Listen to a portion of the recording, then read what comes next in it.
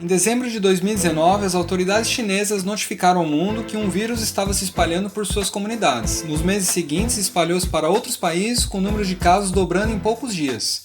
Este vírus é a Síndrome Respiratória Aguda Grave, relacionada ao coronavírus 2, que causa a doença chamada Covid-19, que todo mundo simplesmente chama de coronavírus. O que realmente acontece quando a doença infecta um humano e o que todos nós devemos fazer?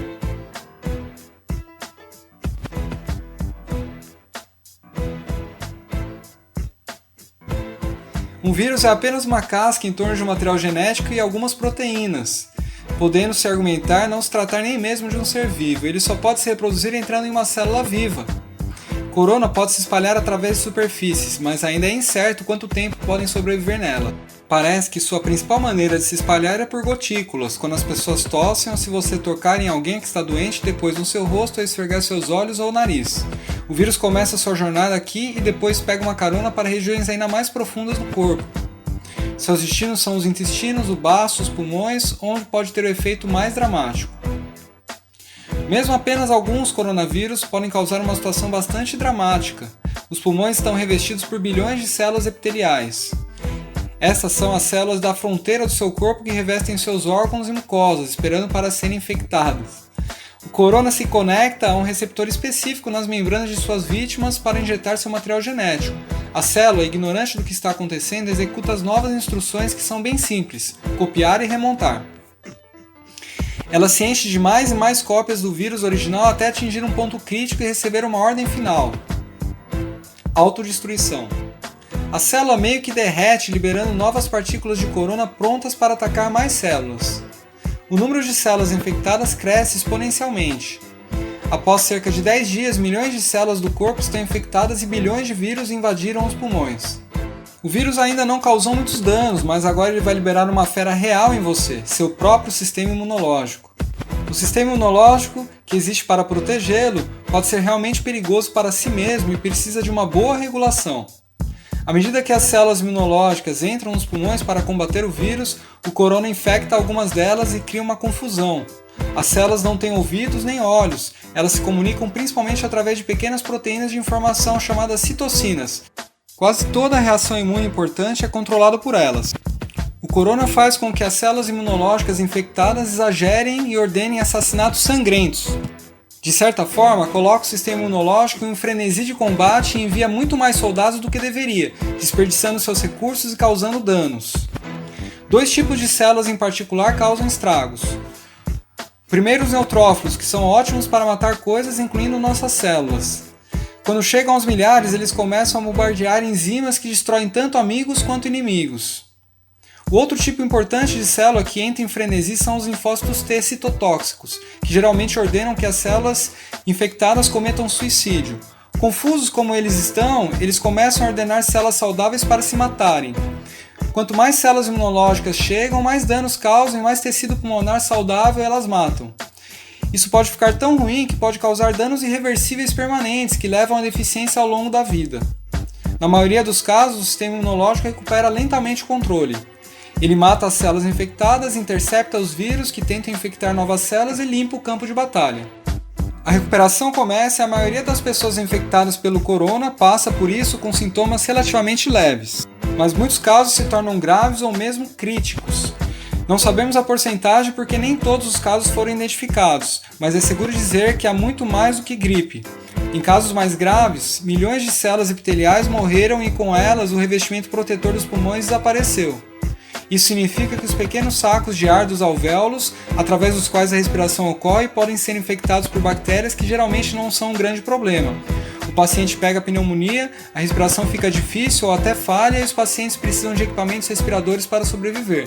O sistema imunológico lutou com capacidade total por semanas e produziu milhões de armas antivirais. E como milhares de bactérias se multiplicam rapidamente, o sistema fica sobrecarregado. Elas entram no sangue e invadem o corpo. Se isso acontecer, a morte é muito provável. O coronavírus costuma ser comparado à gripe, mas na verdade é muito mais perigoso.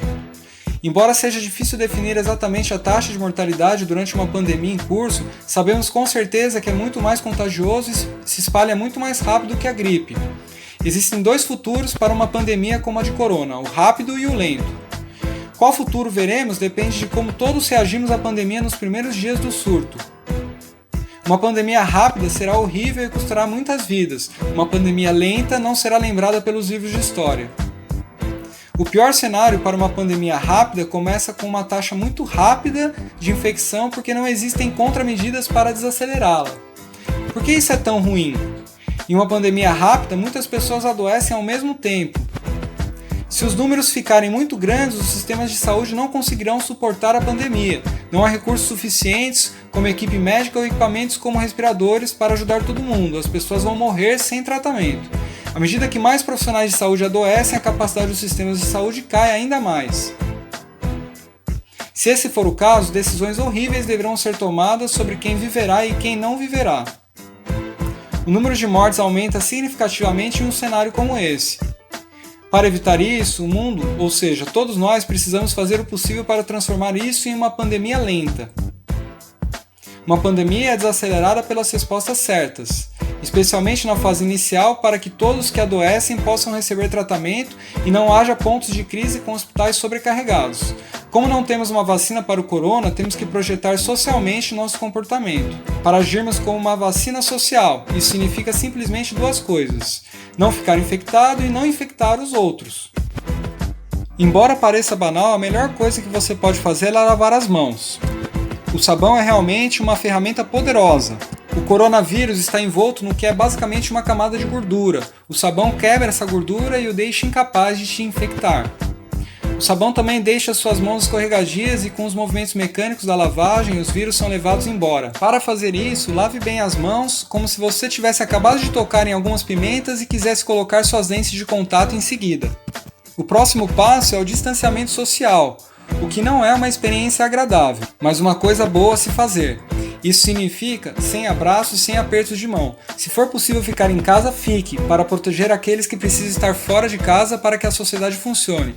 De médicos a caixas ou policiais, você depende de todos eles, e eles dependem que você não fique doente. Em um nível maior existe a quarentena, o que pode significar coisas diferentes, desde restrições de viagens ou pedidos governamentais para ficar em casa. Quarentenas não são boas experiências e certamente não são populares, mas elas garantem a nós, e especialmente aos pesquisadores trabalhando em medicação e vacinação, mais tempo crucial. Portanto, se você for colocado em quarentena, deve entender o porquê e respeitá-la.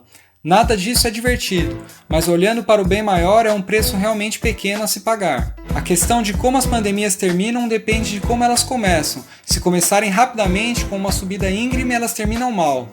Se começarem devagar, com uma inclinação não tão íngreme, elas terminam ok. E nos dias de hoje, realmente está tudo em nossas mãos. Literalmente e figurativamente.